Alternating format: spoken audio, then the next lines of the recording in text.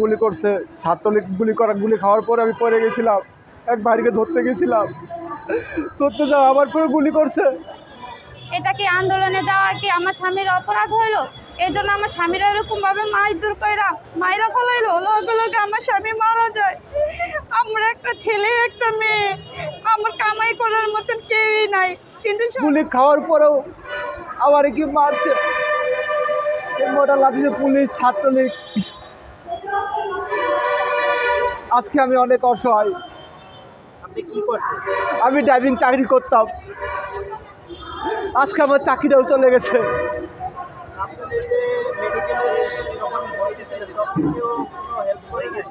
আজকে আবার কেউ হেল্প করে নাই, আজকে আমার যা সম্বল ছিল সব কিছু চলে গেছে।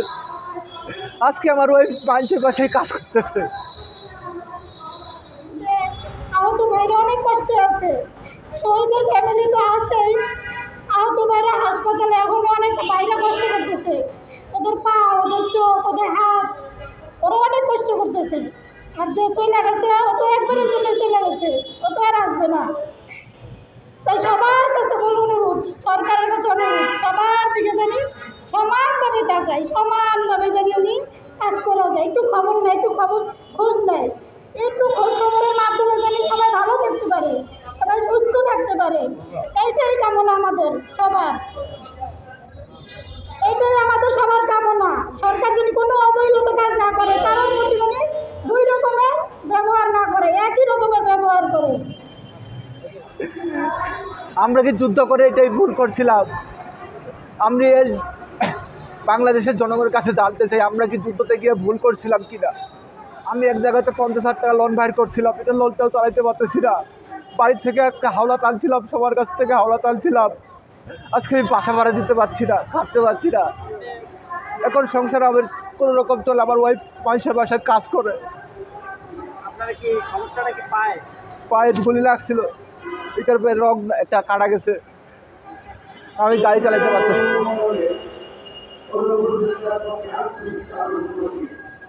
আমি বের করছিল, পুরো কানে বের করছিল,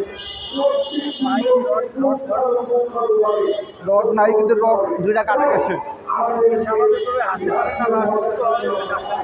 স্বাভাবিকভাবে হাঁটতে পারতেছি না। ডক্টর ইউনূস স্যারের কাছে একটাই দাবি, আমরা যদি ভালোভাবে চলতে পারি, কিছু খাইতে পারি। আমার সংসার দিয়ে আজকে আমি রাজপথে, কালকে হইতে আবার ভিক্ষা করতে পারে, ভিক্ষা হইতে পারে। আমি এই প্রাইভেটের একজন ড্রাইভার, আমি কি ভিক্ষা করা সম্ভব? আমার সরকারের কাছে একটাই দাবি, যেহেতু আমাদের একটা ভালো একটা পজিশন করে দেয়, যেহেতু খাইতে পারি, চলতে পারি, চিকিৎসার টাকাটা দেয়। আমাদের তো আমরা তো চলতে পারি, চিকিৎসা করতে পারতেছি না। আমি জুলাই মাসে 18 তারিখে আহত হয়েছিলাম ছাত্র আন্দোলনে। লালমাটিয়া কলেজ থেকে ছাত্রদের সাথে গেছিলাম।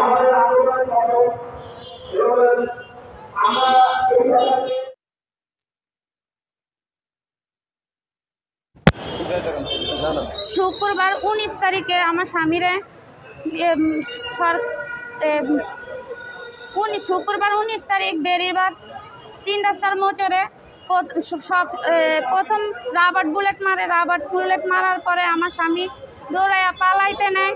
সেইখানে কতগুলা পুলিশরা ধইরা আমার স্বামীরে আগে অনেক মারধর করে মাথা মুথা ফাটাইয়া ফেলায়। মাথা মুথা ফাটায় আদামরা কইরা আমার স্বামীর গেডির ভিতরে পাড়া দিয়া গুলি করা হয়।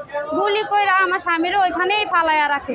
ফালাইয়া রাখার পরে একটা ছাত্র আমার স্বামীরে দেখাছি না, উনি আমার স্বামীরে 2টা বাজে মারা যায়। 2টা বাজে মারা যায়, 5টা বাজে আমার স্বামীরে নিয়ে আমার বাসার সামনে দিয়ে। এটা কি করলো শেখ হাসিনা?